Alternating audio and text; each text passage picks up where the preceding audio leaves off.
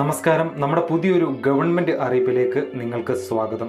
സാമൂഹ്യ സുരക്ഷാ ക്ഷേമനിധി പെൻഷൻ ഗുണഭോക്താക്കൾക്ക് സന്തോഷ വാർത്തയാണ് ഇപ്പോൾ വന്നുകൊണ്ടിരിക്കുന്നത്. അതായത് 1600 രൂപ മാറാൻ പോകുന്നു, 1800 രൂപയിലേക്കൊക്കെ ആകാൻ പോകുന്നു. കൂടുതൽ വിവരങ്ങൾ നമുക്കറിയാം ഈ ഒരു വീഡിയോ വഴി. തിരഞ്ഞെടുപ്പുകൾ അടുത്തതോടെ ജനപിന്തുണ കൂട്ടാനുള്ള നടപടികൾ ഒരുങ്ങിക്കഴിഞ്ഞു. നമ്മുടെ സർക്കാർ ക്ഷേമ പെൻഷൻ കൂട്ടുന്നതടക്കമുള്ള കാര്യങ്ങളിൽ ധനവകുപ്പ് ആസൂത്രണ രേഖ തയ്യാറാക്കി.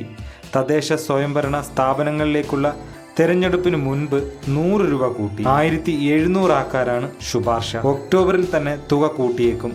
നിയമസഭാ തിരഞ്ഞെടുപ്പിന് മുൻപായിരിക്കും വീണ്ടും 100 രൂപ കൂട്ടുക. സാമ്പത്തിക വർഷം തന്നെ സർക്കാർ ജീവനക്കാർക്കും പെൻഷൻകാർക്കും ഒരു ഗഡു DA കൂടി നൽകാനും ആലോചനയുണ്ട്. സർക്കാർ കാലാവധി കഴിയും മുമ്പ് ശമ്പള പരിഷ്കരണം കൂട്ടി പ്രഖ്യാപിച്ചാൽ ജനങ്ങളിൽ അനുകൂല നിലപാടുണ്ടാകാൻ ഇടയാകുമെന്നും ധനവകുപ്പ് സർക്കാരിനെ അറിയിച്ചിട്ടുണ്ട്. നിലവിലെ ധനസ്ഥിതിയിൽ വലിയൊരു വർധനവ് സാധ്യമല്ലെന്നും ധനവകുപ്പ് ചൂണ്ടിക്കാട്ടുന്നു. ഒരിക്കലും ഇത് എൻ്റെ ഒരു അഭിപ്രായമല്ല, ഓൺലൈൻ മാതൃഭൂമി ന്യൂസിൽ വന്നൊരു വാർത്തയായിരുന്നു. എല്ലാവർക്കും പെൻഷൻ തുക ലഭിക്കട്ടെ എന്നും കൂട്ടട്ടെ എന്നും ആഗ്രഹിക്കുന്നു.